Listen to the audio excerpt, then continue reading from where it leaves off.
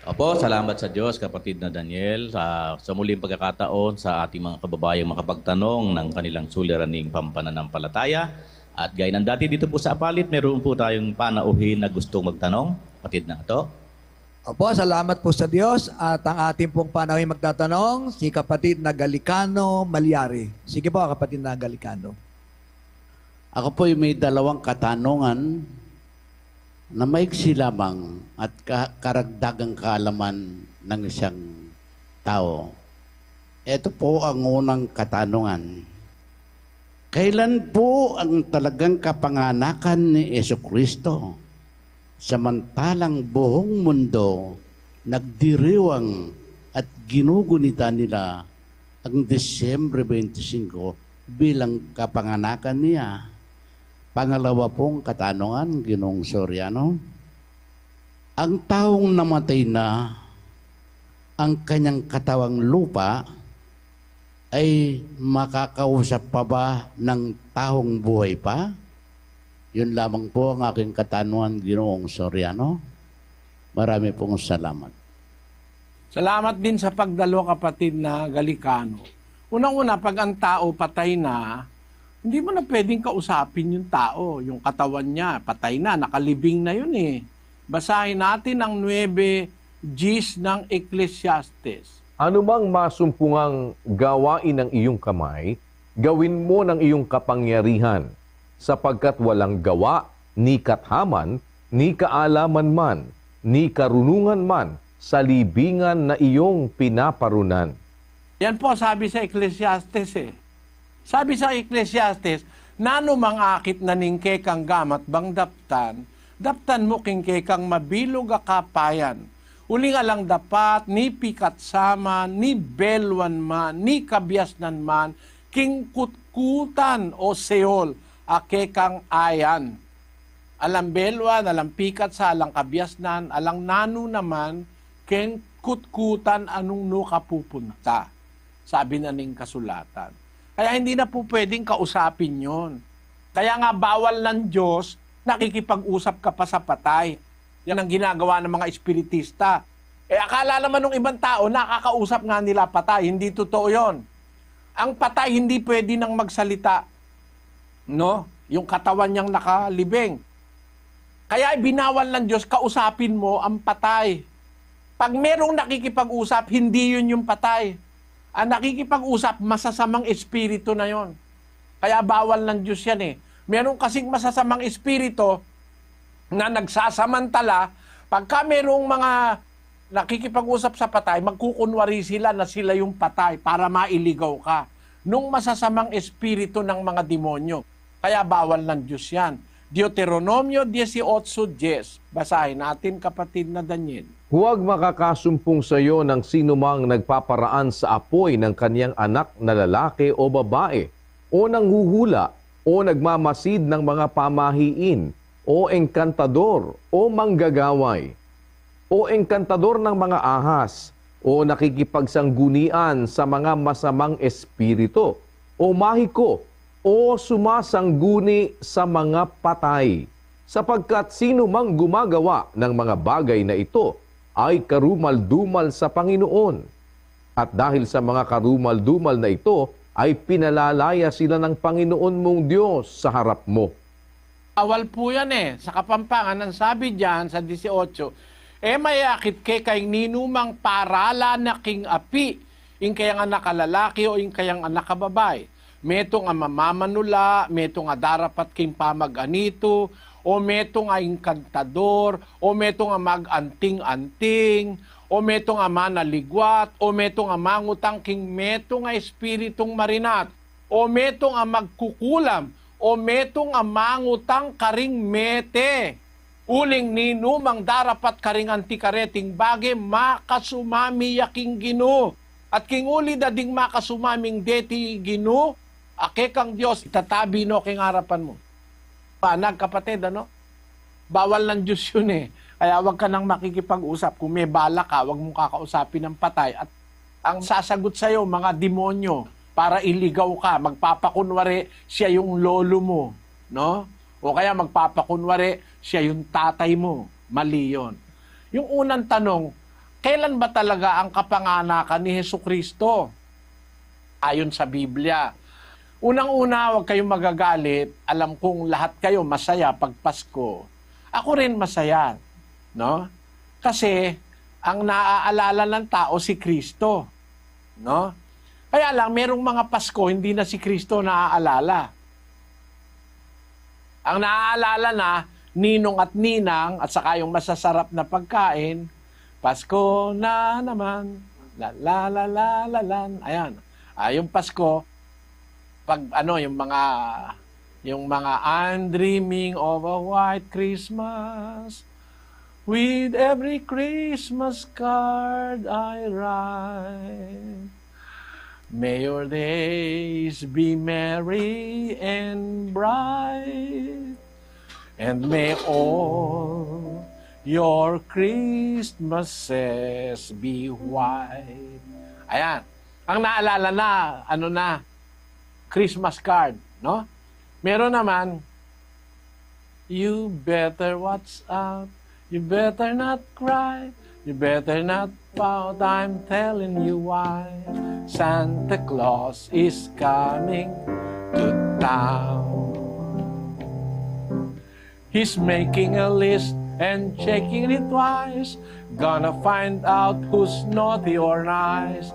Santa Claus is coming to town. He sees you when you're sleeping. He knows when you're awake.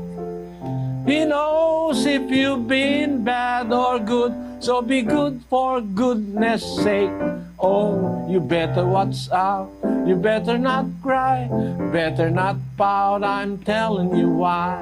Santa Claus is coming to town. Ayan ang naaalala pag Pasko. Hindi na si Kristo eh. Pagkain, ang naaalala, regalo, mamasyal, yon. Nawala ang Kristo sa eksena. Kasi aral ng tao yan. Wala yan sa Biblia.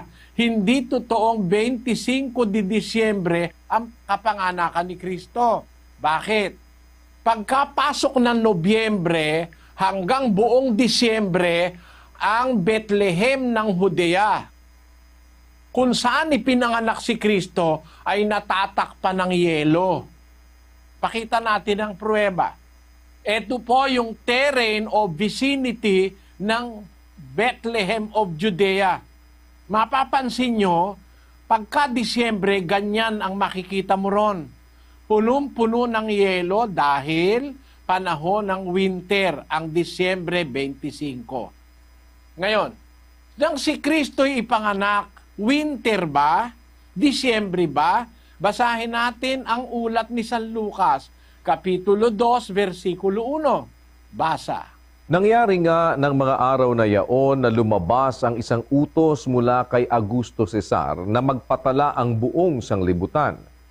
Ito ang unang talaang mamamayan na ginawa ng si Quirinio ay gobernador sa Syria. At nagsisiparoon ang lahat upang sila'y mangatala, bawat isa sa kaniyang sariling bayan. At si Jose naman ay umahon mula sa Galilea, mula sa bayan ng Nazaret, hanggang sa Judea sa bayan ni David, na kung tawagi Bethlehem, sapagkat siya'y sa angkan at sa lahi ni David, upang patala siya pati ni Maria na mag-aasawa sa kanya na kasalukuyang kagampan. At nangyari, samantalang sila'y nangaroroon at naganap ang mga kaarawang dapat siyang manganak. At kanyang ipinanganak ang panganay niyang anak na lalaki, at ito'y binalot niya ng mga lampin at inihiga sa isang pasabsaban sapagkat wala ng lugar para sa kanila sa tuluyan. At may mga pastor ng tupa sa lupain ding yaon na nangasaparang na pinagpupuyatan sa gabi ang kanilang kawan. At tumayo sa tabi nila ang isang anghel ng Panginoon at ang kaluwalhatian ng Panginoon ay nagliwanag sa palibot nila at sila'y totoong nangatakot. At sinabi sa kanila ng anghel, "Huwag kayong mga takot sapagkat narito, dinadalhan ko kayo ng mabubuting balita ng malaking kagalakan na siyang sasabuong bayan. Sapagkat ipinanganak sa inyo ngayon sa bayan ni David ang isang tagapagligtas na siya ang Kristo ang Panginoon. At ito ang sa inyo'y magiging pinakatanda. Masusumpungan ninyo ang isang sanggol na nababalot ng lampin at nakahiga sa isang pasabsaban.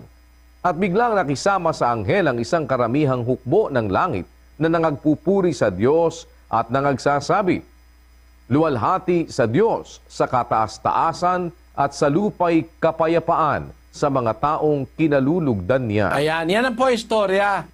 Nung ipanganak si Kristo, kasi sila taga Nazaret sila sa Galilea. Nag-utos yung emperador ng Roma magkaroon ng talaan ng mamamayan, census, para ma-tax niya ang mga tao.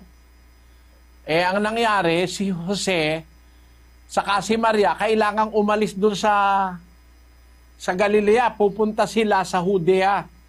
Kasi doon siya nakalista. Kasi siya ay anak ni David. No, kapatid? At kailangan doon siya magpalista sa siyudad ni David.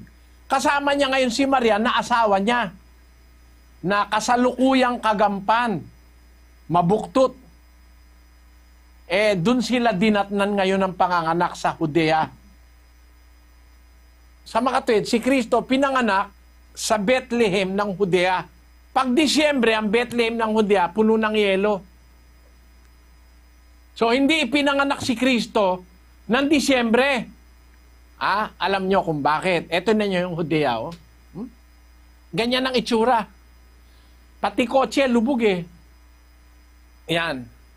Ngayon, nung ipanganak si Kristo, hindi naman Disyembre. Alam nyo kung bakit.